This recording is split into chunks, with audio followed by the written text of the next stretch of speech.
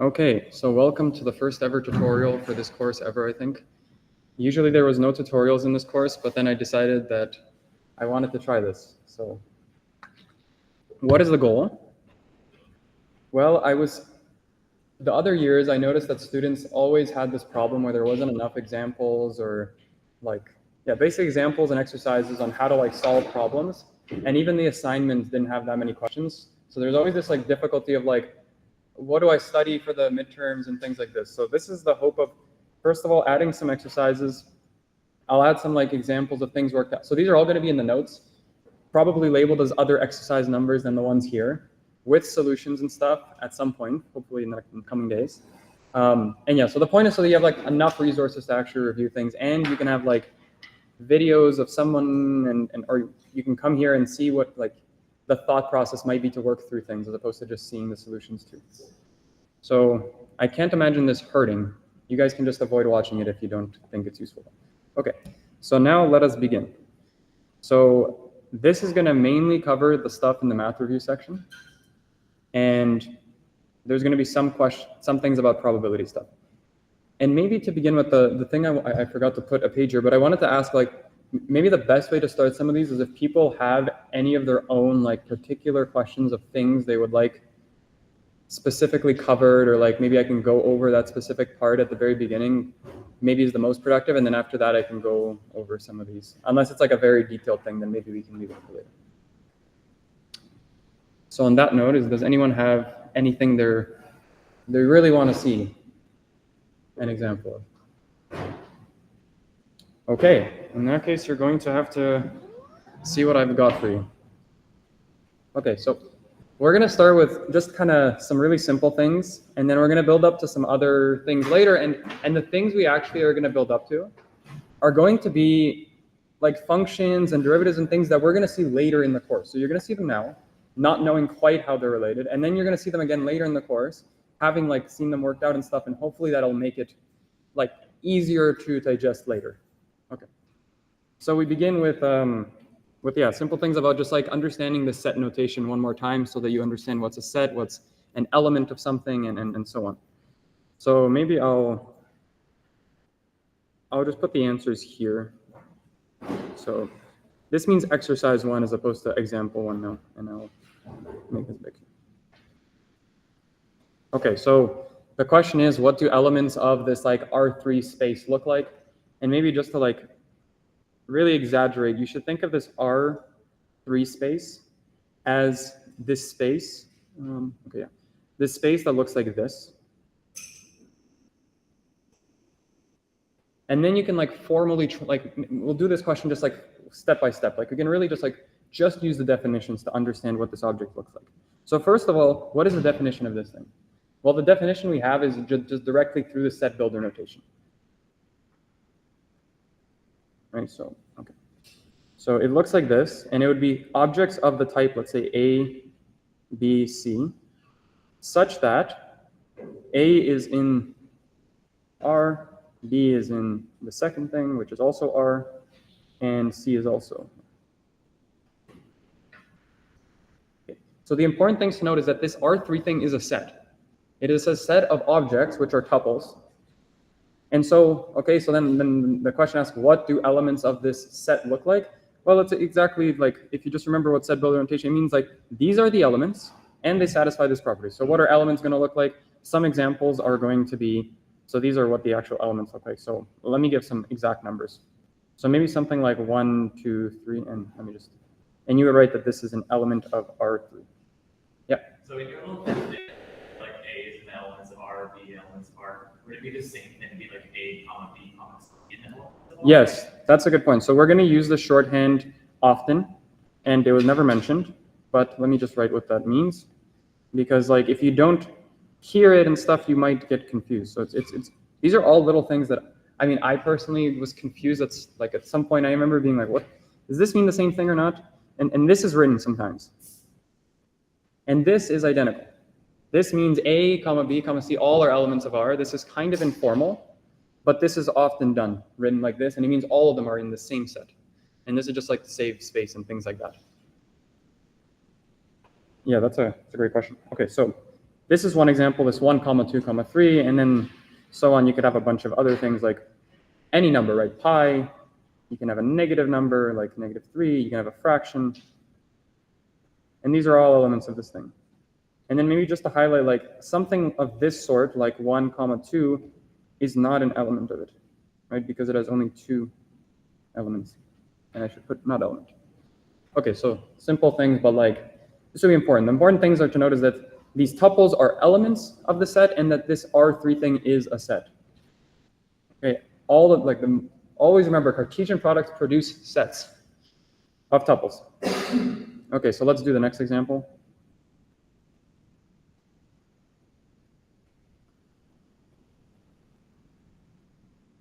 So what do elements of this other set look like? So once again, okay, so the way to interpret this object is going to be, let's write it explicitly. So you should think of it as first creating a set. So okay, let's write it. So you have R2, and then these brackets here are another important thing, which is these brackets are actually not to mean like tuple or interval or something. It's actually to mean the fact that like do this operation before applying the Cartesian product. So sometimes in math, you might have something like 2 plus 3, okay, maybe not 2 plus 3, actually. You might have like 2 plus 3, I guess, times 4. And the 2 plus 3 being in brackets means like do the adding and then multiply after. As opposed to this is like not equal to 2 plus 3 times 4, which I believe a multiplication would go first and then you would do the addition. So this is kind of like what the brackets here are used to emphasize. They're used to emphasize the fact that we're going to take the Cartesian product of R2 first, and then we're going to Cartesian product that with 0, 1.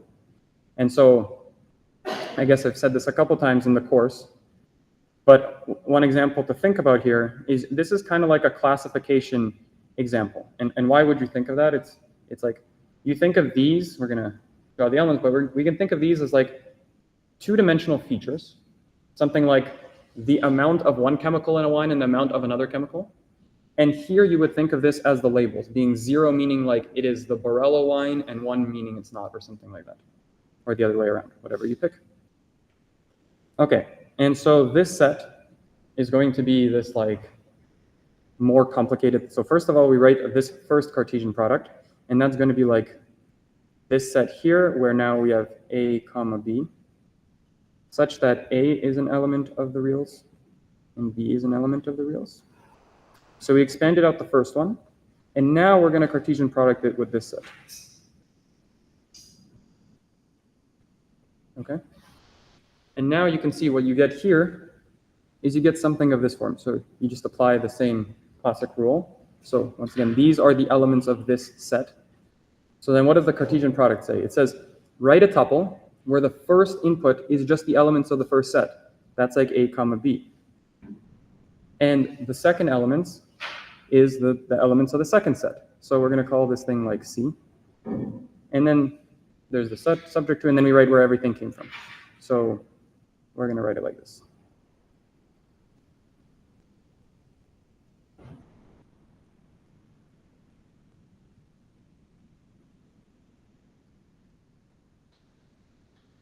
Okay. That's about as complicated that it's going to get. And this is like what you're constantly going to see. Yeah. Yeah, so once again, a set, like the definition you should think of as a set is just a set, like a collection of objects, but there's two properties. There's no order, right? So like this set is equal to this set, and it can't have duplicates. So there's like this set is like, this is an invalid set. So I don't know, like I'm not going to write the word, but an invalid set would be something like this. This actually, like in the first class, I said that this is not equal to the top, but like technically this is not even an object that's allowed. Like you can't write this thing. This is not called a set. This is just like some thing you made up on your own. But the more important thing is like, okay, so this, then the tuple is going to have order. So like in a tuple, you can, like this kind of a tuple is not the same as this tuple. And similarly, you can have tuples, and it's not, but you can have tuples such as the following tuple, which is that you can have duplicates. And but the main thing that you're going to need is like, in the case of the features and label pairs, it's going to be important that, you know, this is the first element, it's the feature. It contains, well, it's a tuple of features. And then the second element is a label. And that's important that you have that structure. When you see like things in your data set that look of this type, you understand the first thing is going to be my vector features. The second thing is my label. I can't mix them up and stuff. That would have consequences that you don't want. And then the like duplicates thing is also important. You want to be able to have, once again, duplicates in the entire set of data and stuff. So that's the way you should think about it. And the other like important thing is that when you work with sets, you have all these operations you can do, which is like you could write, oh, I wrote that these things are equal, but you could write something like the set A comma B union with the set B comma C, which these things don't make sense with the tuples. Because then you would have to like define what order you union them or something. And so a lot of the operations don't work with tuples. So tuples are going to be like these ordered things to represent objects. And then, okay. So I'm going to erase all this.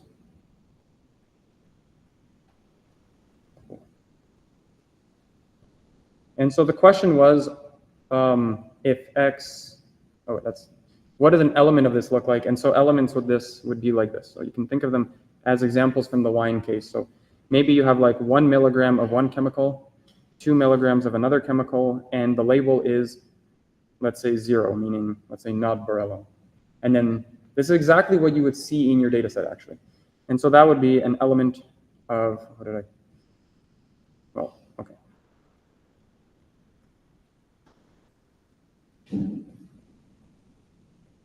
And then I'll use the short form we saw earlier, which I'm going to move this to the right, and I'll write some more examples of things. So another example is you might see something like 0 of one chemical, and then 2.7 of another chemical, and then the label 1, let's say. And that's enough. Okay, so these are like the things you'll see in there. Yeah, there's a question. So, when you read it,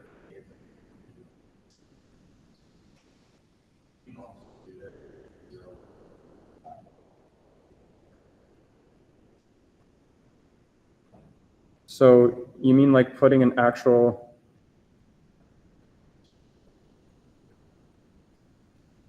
so, okay. Yeah, you should put, you really do need a variable here if you're using this kind of notation. Because if you put like a 0, that would mean every element has a 0. If you put a 1, that would mean every element always has a 1. You could put that like, yeah, there's no real great way to write that. No, like, okay, let me just make this more explicit, why that would be a problem. So like, this is not equal to this set.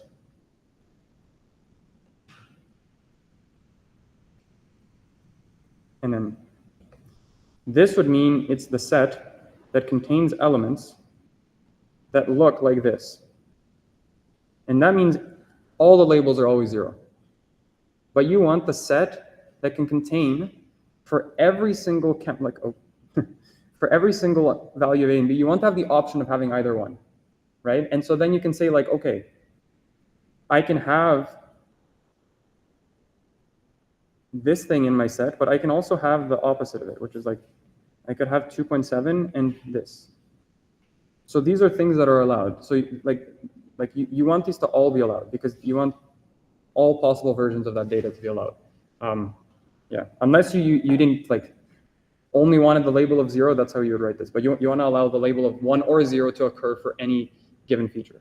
So maybe it said one more time is like for any given feature. So this is a given like it's a tuple of features or a vector of features. You want to have the option of having this or this. You don't want to just like stick to one. And then the thing you actually end up getting in your data might be one of these. Like you might only ever get this example in your data, but the set must be like allow for all of these things to be contained in. Yeah. Another question? I think I was going to ask, would it be correct to write what you have there, replacing the 0 with open curly bracket 0, 1, but so could you just like move the C as an element of 0, 1 into? Oh no, that would be really, yeah, that would, I mean, I can, like you're saying something like this, you wouldn't usually write, like something like this. Ignoring the C, just the. Oh yeah, that's also, you wouldn't do that either. That doesn't have much, that's the proposed, yeah, that wouldn't mean, that'd be kind of, yeah, also would be a problem. That wouldn't, you really should, you need to put like some element of something. I mean, what this would mean is it would mean like your second element, or like, yeah, this element here, the second one is always this set. And like, that's probably not what you want either. Okay, cool. Good thing we made some room.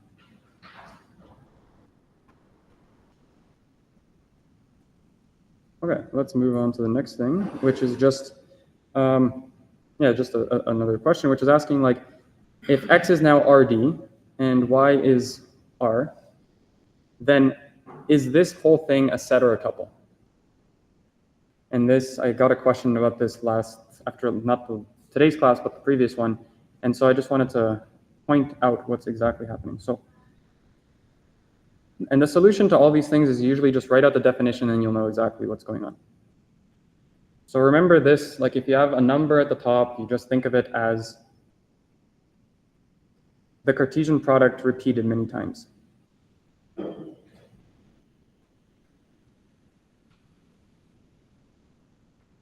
And you have this n times.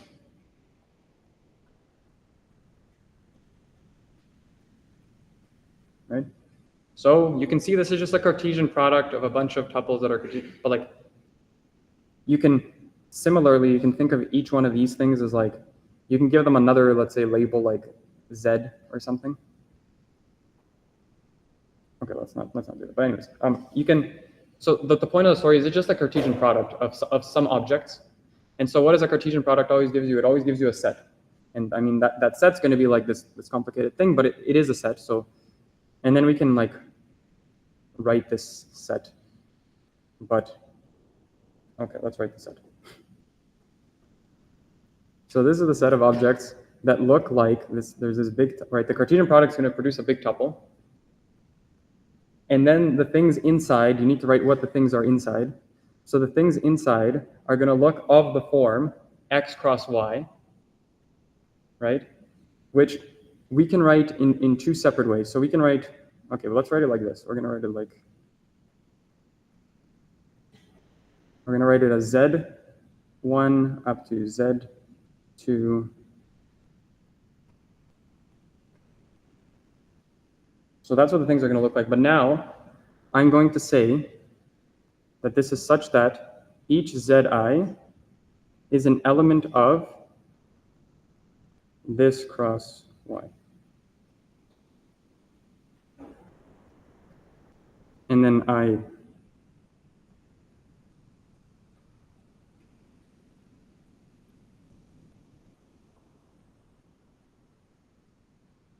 okay. So this should make sense. Like, what do the element, and then maybe further we can talk about what does this thing look like. Well, we already saw what this thing looked like. It's like this RD to the Y thing. So it's almost what we saw. Okay, instead of writing it out explicitly, it's like what we saw in the previous case. So let me just write some things. So this thing here, what is this thing? This thing was equal to like R to the D. This thing was equal to, I think, R. Yeah. So it's almost like the thing we saw in the previous example, which is, what was this? This thing was R2, now it's RD. This thing is 0, 1. Here it's R. But this object is just going to look like, for instance, let's make some room. So this thing, an element of it would be an object of the form x1, x2, dot, dot, dot, up to xd, comma, some y. So that's an element of that thing. And so here I've just used like variables to fill in things, but yeah. So this is what the data, like this object is exactly the data set. It contains tuples of this form, and you should interpret these tuples as a tuple of features and a label. Okay, there's questions there. So it contains tuples, but it's still considered a set then? Instead of Cartesian product always gives us a set, right? Yes, so the data, okay, let me just clarify one quick thing. So it's important that this object itself is a set, okay? What are the objects in the set? They are the data sets, and they're actually this whole set contains every possible data set. Okay, so then what is a data set? Well, a data set is a tuple. What's in the tuple? A bunch of feature label examples. So what would that look like? That would look like this is my first feature label example, this is my second, third, so I have n examples, right? It's like n feature label examples, and then each one just looks like this. So yes, so this thing is the set of all data sets. That's like maybe the English word. This is like really the set containing or of all data sets. So it is the set of all the objects that look of this form, and we call these objects that look of this form a data set. Yeah. Yes. It is a set of tuples. That's what these Cartesian products always are. But it's a special type of tuple. It's the one that's exactly the thing we're going to use as a data set in this course. So once again, the data set is a tuple, right? This thing is a set of tuples, and those tuples are data sets. So we would call like one of these, this is a specific data set. For when you plug in any of these z values, this is a specific data set itself. And this is a feature label here. Okay. Yeah, there's a question. How many rows I was the set of the one that always in mind? Yes. Is this acceptable to write on the test, or do they want to specify belongs to the set of integers from 1 to n? No, it's fine to do this one dot dot. Every time I write the dot dot dot thing, that's actually really common in math, and it's pretty formal notation, surprisingly. It's like, yeah, if you can, there's maybe one, like, here it's a little you might not know whether it's like 1, maybe then you skip 3, 5, but like, if you just write 1 dot dot dot to n, it's always assumed to be the set from 1, 2, 3 till n in this way. And that's what we'll do consistently in this course. Yeah.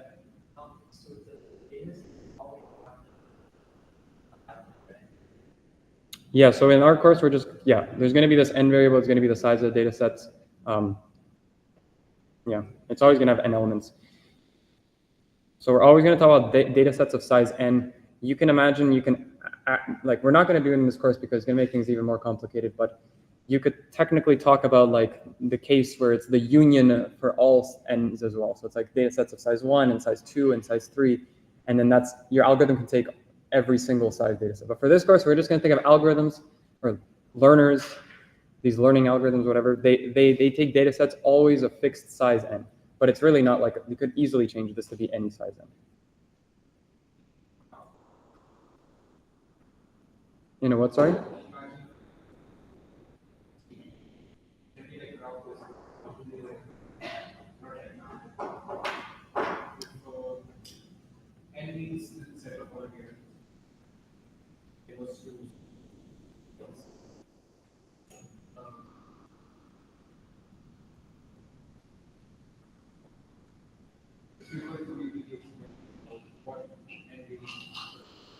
So n is just like, you could think of it as just some fixed number before. So like, if I could have just put, let's say 4, and that means just always talk about data sets of 4, never use it. It's not a variable, it's nothing, like nowhere. Like it's always, everything, just replace n with 4. It's just a fixed number that you chose beforehand. Yes, this would be, like you would have this thing, but you'd only have 4 elements in here. So you have 1 more and then 4. That's it. Just like the exact same way as you thought r to the 3, you could think of this thing as this to the 4. You could have, and then we had the general case, right, which is r to the d. And d, you just think of like some general variable. Yes. So as you would think of like r to the 2 as a tuple of size 2, you think of this as whatever this object is. This happened to be, but like this is a tuple of size 4. Mm-hmm. And then the tuple is inside going to have complicated tuples itself, but that's okay. Like you can really think of this thing itself as like this thing is a set, right? The thing you're raising the 4 to. And so you just think of that as like some other set to the power of 4. Yeah. Yeah.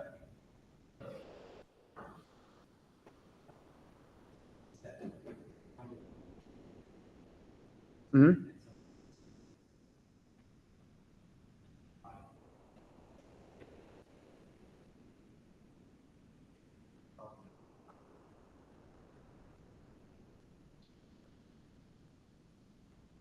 Wait, so I'm saying that a data set is an element of the set, and what do elements of the set look like? They look like tuples.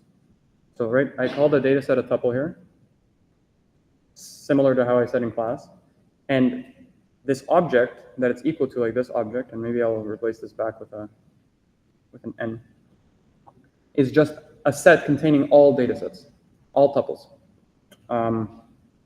Yeah, so like, yeah, the English thing is actually very precise. So like this is the set of all data sets. Inside of it, you see data sets. The data sets are these things, these tuples. And what are data sets? They're just n objects, and those n objects just look like this. They just look like a feature label pair.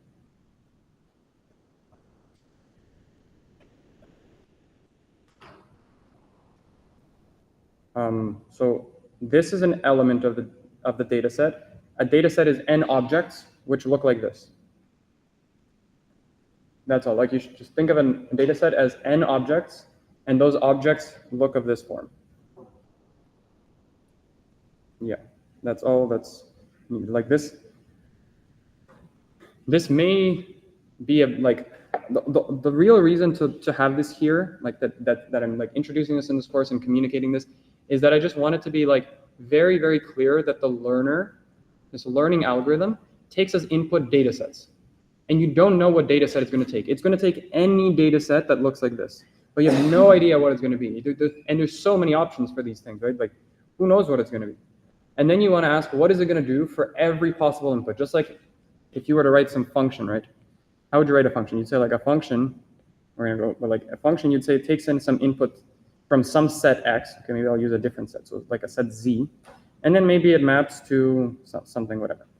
I don't know, like the real numbers. But like the whole purpose of this is really to emphasize that the thing that is taking as input is like, so this would represent maybe like some set of numbers. Okay, let me make it even more clear.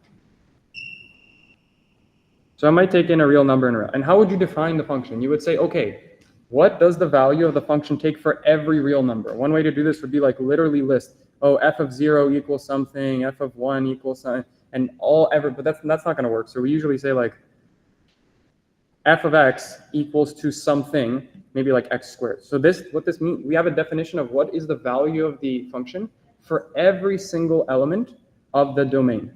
And the domain is just, here they're just numbers. We're going to have more complicated functions. We're going to have these things that look like a, and we need to specify what are the objects that it takes in. It turns out to be like these complicated objects, but I just really want to stress that this is just the set of data sets. So it's just going to take in an element of this set. And so then it's going to output something. It's going to output a thing. I'm not going to write it, but okay. And then the story is you need to define what does the algorithm do? Like on every possible input, just like you had to define here, what does it do in every possible number? You would write like on this number, it outputs this. Okay. So here we're going to also use a variable, and that variable is going to be d. And then we have to describe what does it do? What does it output? And exactly it's like this thing is going to represent just a variable, which is going to represent this object here. And so this is like exactly this thing here is exactly what we're going to label d. And we're going to say like for a specific data set, how does it behave? And yeah, and once again, the learner is going to like, if you got a good data set, means maybe like you got representative house prices, then you might predict houses correctly. But imagine you got like a really bad data set. And what would bad be? It would mean like, I see houses that like for 2 rooms, for some reason, it's all the houses that sold for way too much money. That would be like a bad data set. And then I would learn the wrong thing, which would be like that houses with 2 rooms are way too expensive. But these are like the type of, but it's really important, like this understanding that the learner is taking in a data set, and the data set's can change. And if it changes, I'm going to do something that like the learner is going to do something different. It's going to produce a different. So like maybe even more concrete is like ChatGPT. Like this thing was trained on the whole internet. If it was trained maybe only on the subset of the internet, which was like Twitter and Reddit and stuff, maybe it wouldn't have a great behavior. So that's like a bad, but maybe like if you chose the data set to be this like very tailored like set of math textbooks and stuff, then it would have like to produce a different type of like ChatGPT, which is the actual thing that gets output at the end, that thing would be different based on the input. And the input here, like that data would be like, for instance, all of Reddit or all of the math textbooks and so on.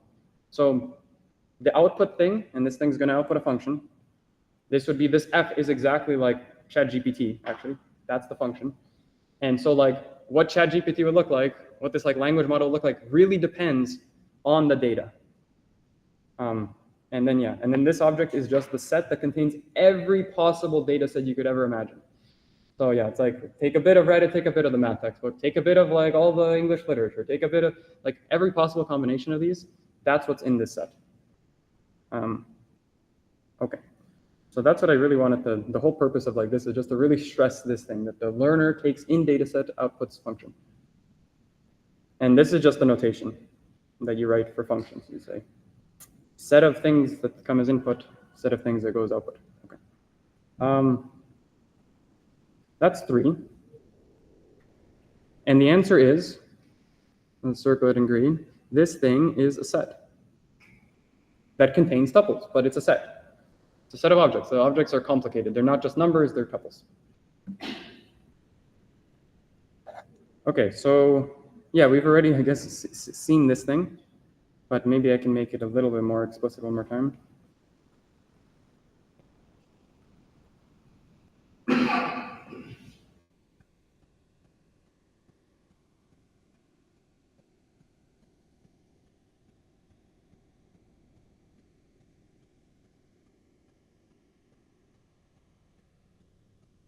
Okay.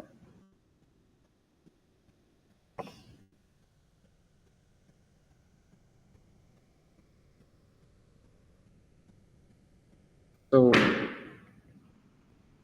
here is what we have in the question. It's so we're gonna, okay, so we have this thing. And here's the, like, once again, a little bit of math notation that gets slightly abused. We have these things, and then we want to know what do elements of this thing look like. And here's a slightly, like, when we write it like this with variables and stuff in the course, we're actually going to mean that this thing looks like, first do the Cartesian product of this RD thing, and then take this. So there's like this implicit notion of like putting brackets here when we do this. Yeah, you're only going to be asked like with these RD thing and stuff, so we're just going to, this is going to be like the way we're going to do things. Yeah, question? Isn't exercise considered RD? No, that's supposed to be equal, and that is a mistake. Oh, these are all mistakes. Okay, let me fix all these. That is really bad. So these are all supposed to be equality, meaning that this set is this set. It's not an element of the set. Hopefully that didn't confuse people. There was a question also online. Are the Z1 to Zn all values extracted from the X cross Y to the N into the tuple? Yeah, I guess they figured it out. Okay, I'm not gonna go with that. So these, oh, I didn't even, yeah, these are equal. They're just like, I'm just saying this set is this set. Like this is a variable that is usually used, and then we're equating it to that.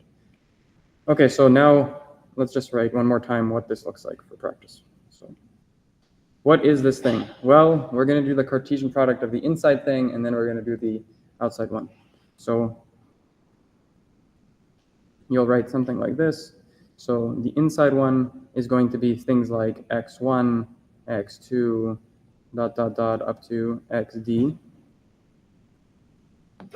And then the outside one, okay, I can actually make this even more like, let's do another way of writing it to make this like more clear maybe.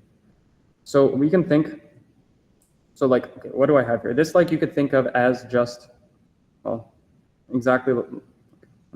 So you can, if we interpret it in this way, right, then we would just say something like x, comma y, such that x is an element of calligraphic x. But what is calligraphic x? That's R4, or not R4, sorry, RD, and y is an element of R. This is another way. You can just do this.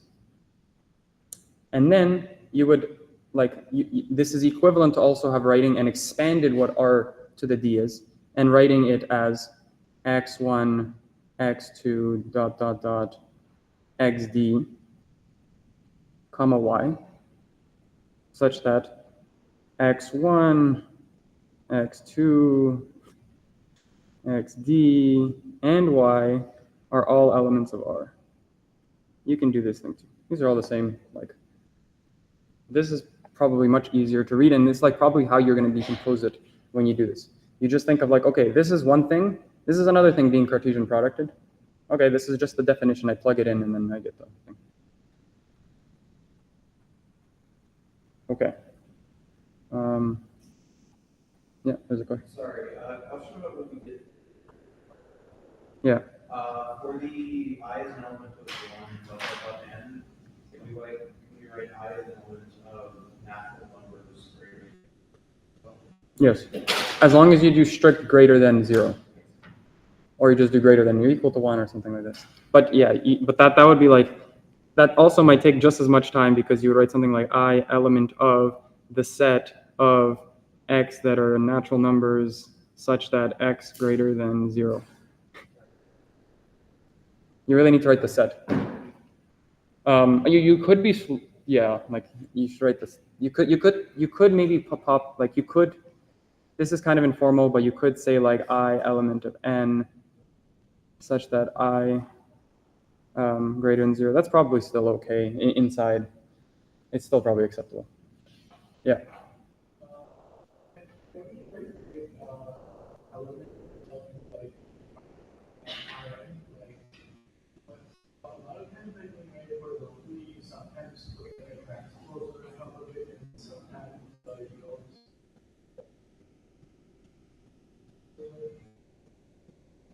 Oh, you're talking about with the vector stuff?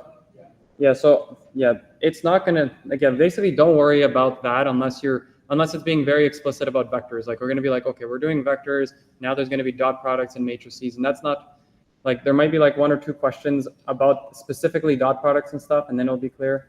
But like when it comes to actually implementing these algorithms and stuff, like a little later in the course, we're gonna start doing operations with linear algebra, like there's gonna be transpose and we're gonna multiply things, and then it'll be important to write the transpose. Yeah, here sometimes it gets a little bit sloppy and you don't write it, but it's not a, it'll be okay not to write it, yeah. Okay.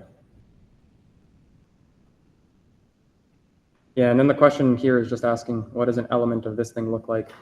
Didn't I already ask that? I asked, oh yeah, I asked, is this thing a set? Well, we've seen what an element of that thing looks like.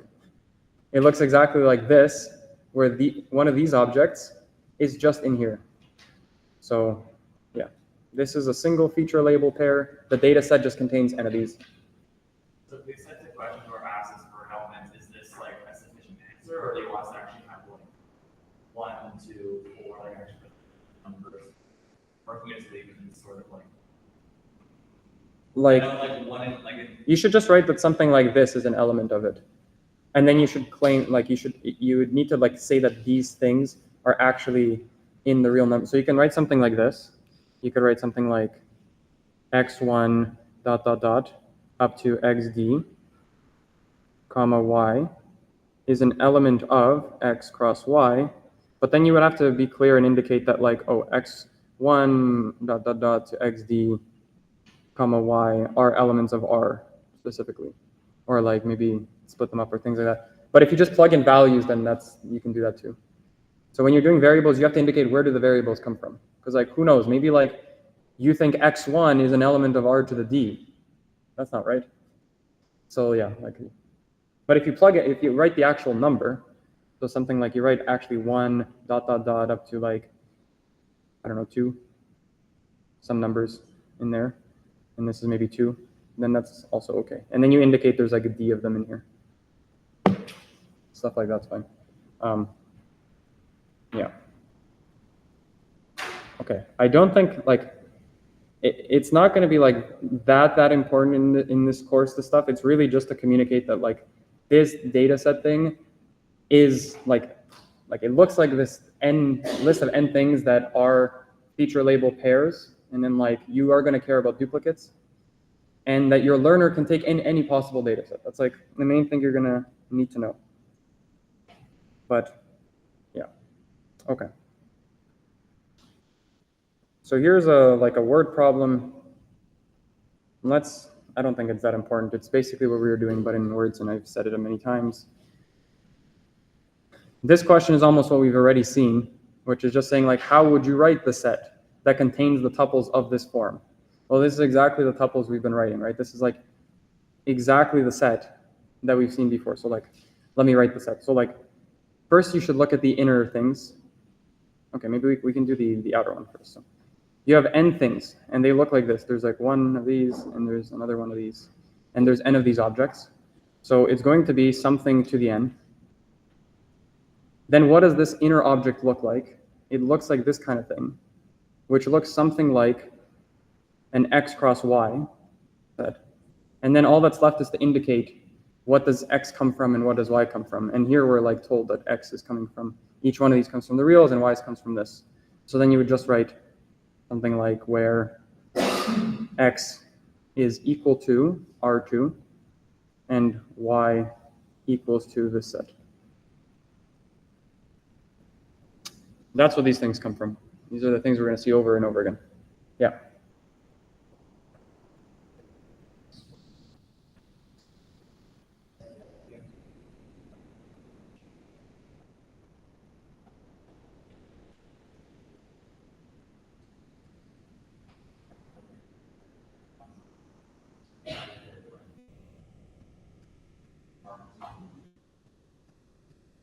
So you can say it's just an element of R to the 2.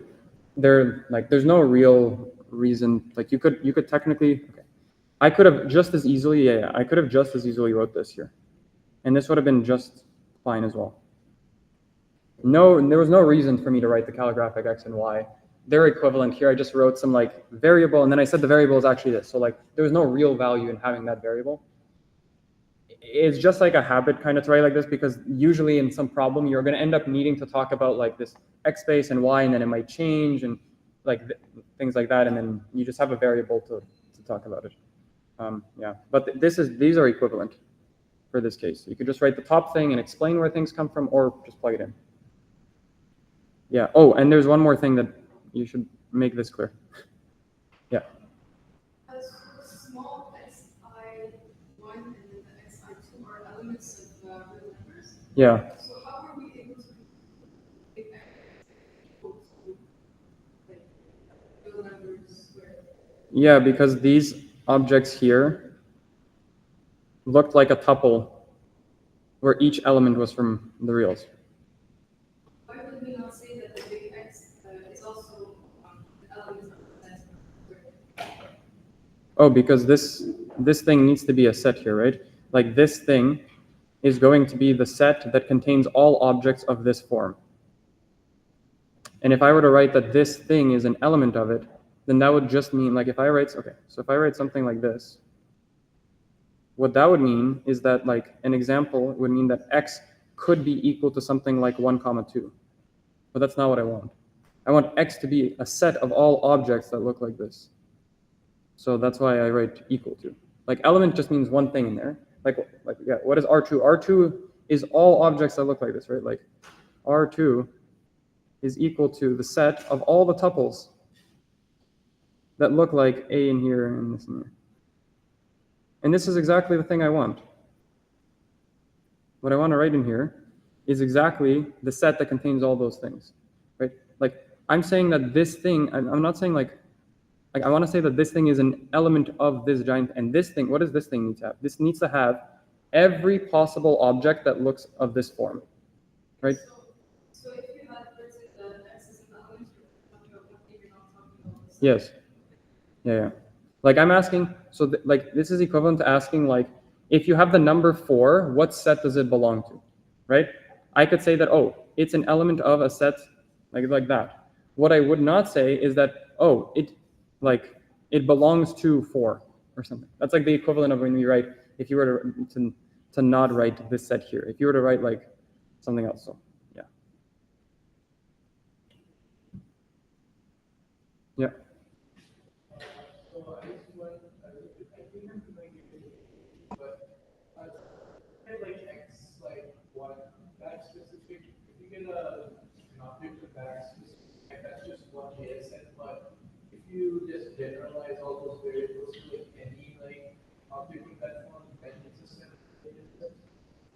Yeah, so like, yeah, what you said is basically right. This thing is a data set.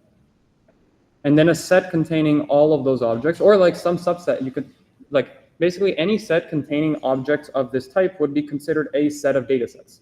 So like, this thing is the set of all data sets of this form. Maybe to clarify, like another thing, like if I called, let's say I called this thing equal to D. Like this is just an example of one data set I could have got. Then I could have just as easily said that, well, D, okay, let me give this thing like a name, like D1 or something. Then I could have just said this is just the same thing as like, this is an element of the set D1 and D2. And maybe here D2 is some other tuple that looks like this. Oh, element of. This would also be fine. Like D is an element, D1 is an element of this set. What is this set? This set is just like, I haven't defined what D2 is, but you can imagine like D2 is just like another tuple that looks like this. I could have a set that contains only 2 data sets in it. That's fine as well.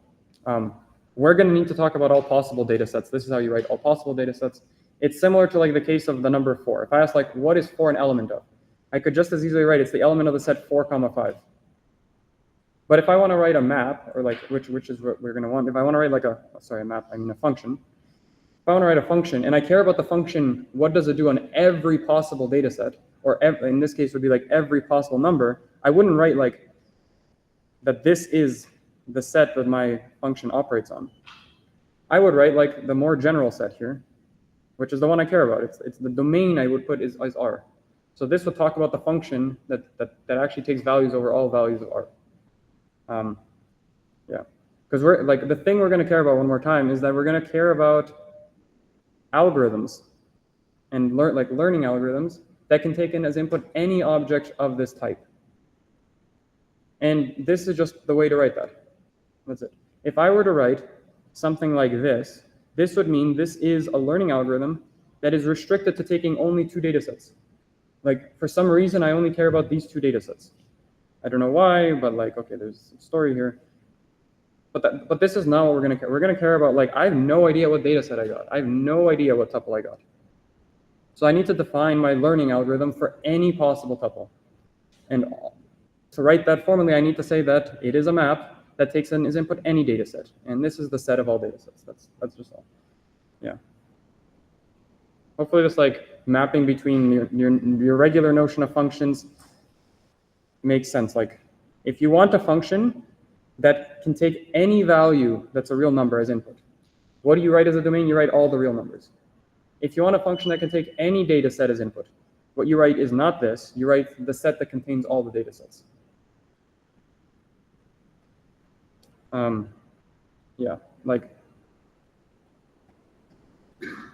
that's all that's like to be indicated, is that really this learning thing, this learner is going to be able to take in any data set. Okay.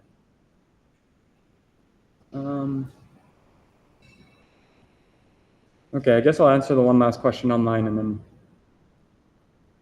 I don't know if we should continue. But the question online is asking the following, which is like, is an object x, y to the n a subset of r to the n? So I don't know what this n means. For like, if you mean that these are like actual values, then this n is not very meaningful.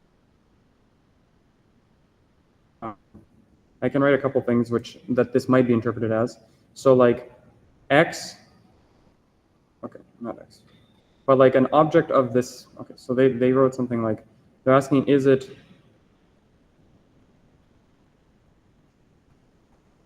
they're asking about like this thing. So this is a set of objects, and then maybe they're asking like, what's in here? Oh, yeah. So this thing for the is equal to x cross y to the n, where, once again, this is what we had above, where x equals to r2 and y equals to r. And yeah, so we're gonna like, usually if you write something like, it really means that there's like these brackets here. And you could even put them here and stuff. Okay. It's not going to be like that critical. Yeah, one more question.